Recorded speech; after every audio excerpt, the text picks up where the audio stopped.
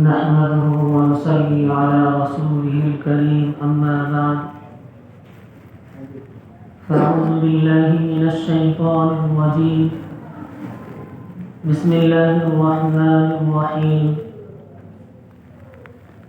كل آمن بالله وملائكته وكتبه ورسله لا نفرق بين أحد من رسله وقالوا سمعنا وأطعنا غفرانك ربنا وإليك المصير صدق الله مولانا العظيم. معزز سامعین کرام،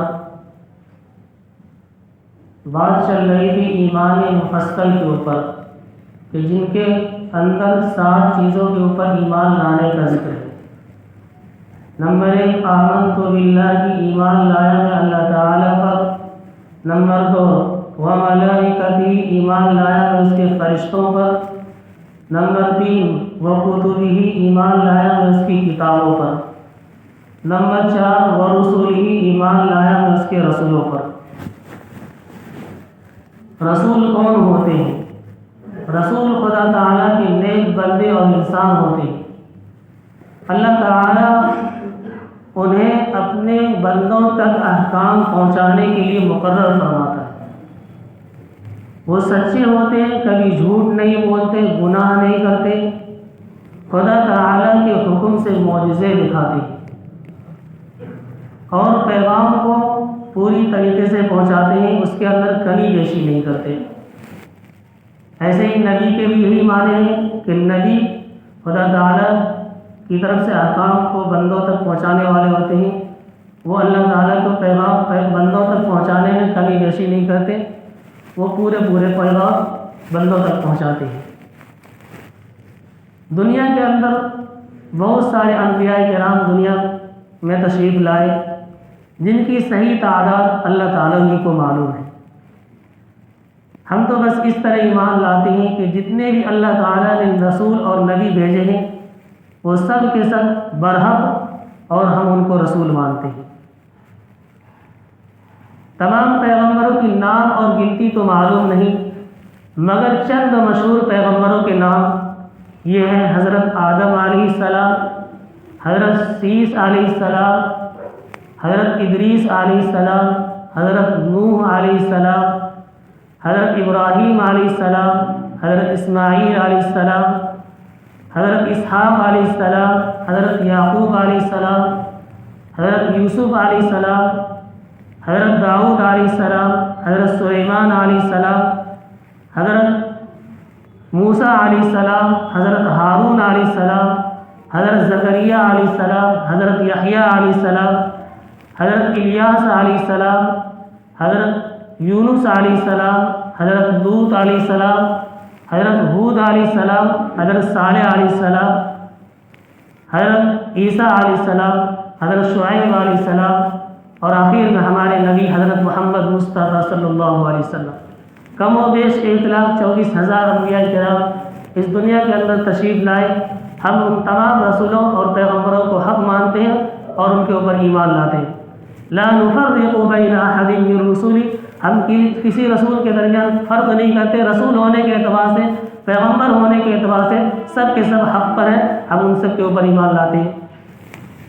اللہ تبارک و تعالیٰ نے ان نبیوں کی صداقت اور ثبوت کے لیے آیات عطا فرمائی، ان کو معجزات کہتے ہیں. اللہ تعالیٰ اپنے پیغمبروں سے کبھی ایسی خلاف عادت باتیں ظاہر کرا دیتا ہے جن کے کرنے سے دنیا کے اور لوگ عاجز ہوتے ہیں، تاکہ لوگ ایسی باتوں کو دیکھ کر یہ سمجھے کہ خدا تعالیٰ کی طرف سے بھیجے ہوئے. ایسی باتوں کو معجزات کہتے ہیں. اللہ تبارک و تعالیٰ نے ہر نبی کو کچھ نہ کچھ معجزات عطا فرمائے.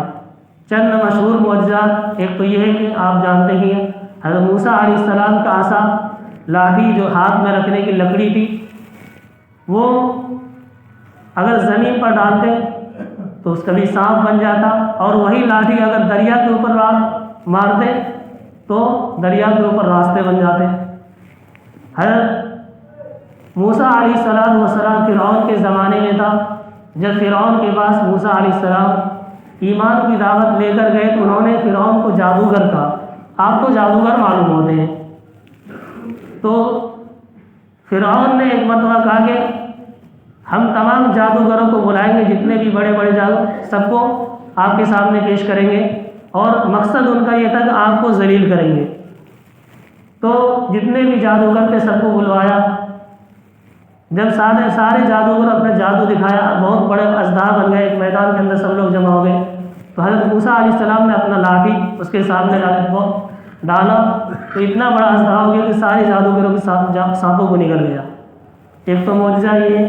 ایسے ہی اللہ موسیٰ علیہ السلام کو ایک معجزہ یہ دیا تھا، اگر وہ اپنا ہاتھ بغل کے اندر دباتے اور باہر نکالتے تو اس کے اندر ایسی چمک اور روشنی ہوتی تھی، اس کی روشنی آفتاب کی روشنی پر غالب ہو جاتی تھی۔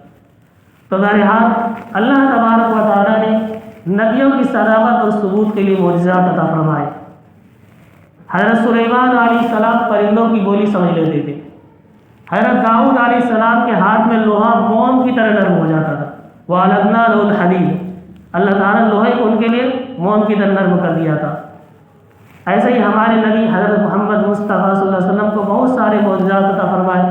سب سے بڑا معجزہ قرآن کریم ہے کہ قرآن کریم 1450 سال تقریباً گزر گئے، آج تک ان کے جیسے ایک صورت بھی کوئی نہیں بنا سکے، اور نہ قیامت تک اس کو بنا سکتے ہیں۔ ایک معجزہ معراج ہے۔